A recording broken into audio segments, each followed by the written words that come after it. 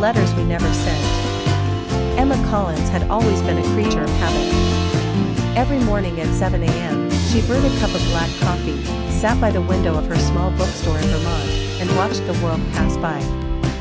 She liked the quiet, the rhythm of flipping pages, and the comforting scent of aged paper. But behind her calm demeanor was a heart that once beat wildly for someone she hadn't seen in 10 years. His name was Daniel Whitmore.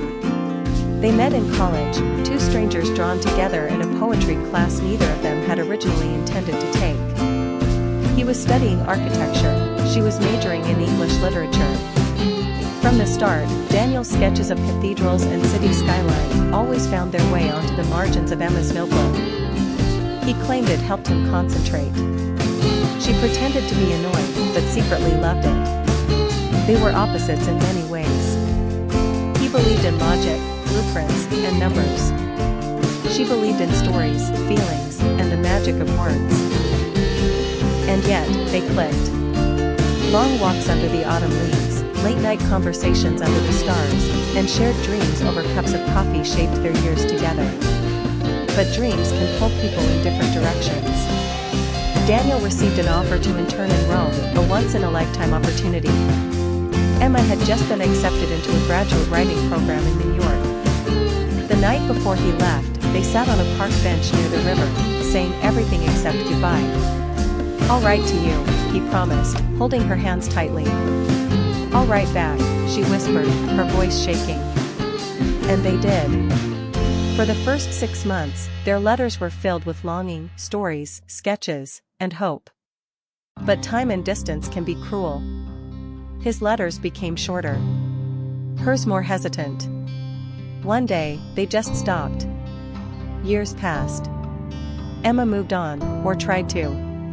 She opened her bookstore, wrote a few essays, even went on a few dates.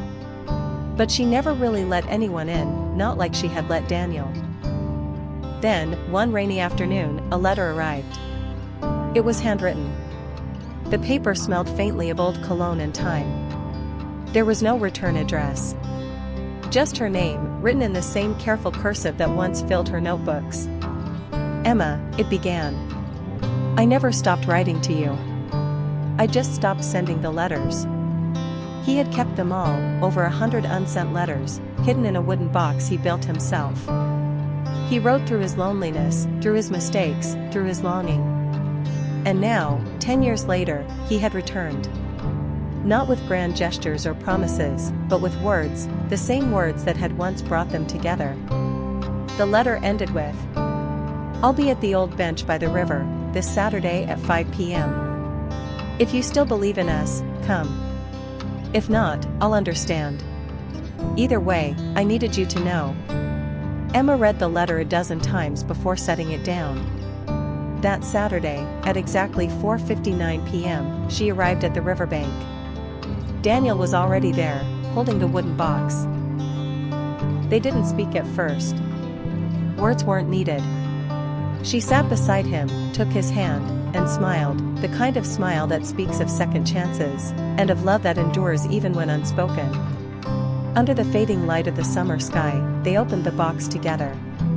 And began again.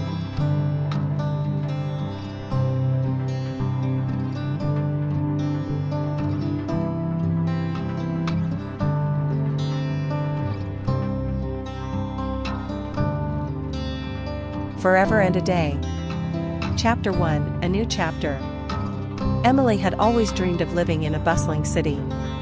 When she finally moved to Chicago for her new job as a graphic designer, she felt both excited and overwhelmed. The tall skyscrapers and busy streets were a far cry from her small hometown. One rainy evening, while waiting for the bus, Emily accidentally bumped into a man carrying a stack of books. The man, Daniel, apologized with a warm smile, helping her pick up the fallen books. They started talking, and Emily found herself drawn to his gentle nature and witty humor. Chapter 2, Unexpected Connection. Daniel was a writer struggling to finish his first novel. Despite his quiet demeanor, he loved deep conversations and had a passion for storytelling. Over coffee dates and walks in the park, Emily and Daniel shared their dreams and fears. They discovered that they both sought more than just career success, they wanted meaningful connections and love. Chapter 3, Building Trust. As weeks passed, Emily and Daniel grew closer. They supported each other through challenges, Emily's demanding job and Daniel's writer's block. They celebrated small victories together, building trust and understanding. One evening, Daniel invited Emily to a bookstore poetry reading. Under the soft glow of candlelight, he read a poem he wrote just for her, confessing his feelings. Emily's heart swelled with happiness as she realized she had found something special. Chapter 4, Trials and Distance. But life soon tested their bond. Daniel received an opportunity to work abroad for a year. They faced the reality of a long-distance relationship, filled with uncertainty. Though miles apart, they stayed connected through letters, calls, and video chats. The distance made their love grow stronger, rooted in trust and hope. Chapter 5, Homecoming. After a year, Daniel returned. At the airport, Emily ran into his arms, feeling whole again.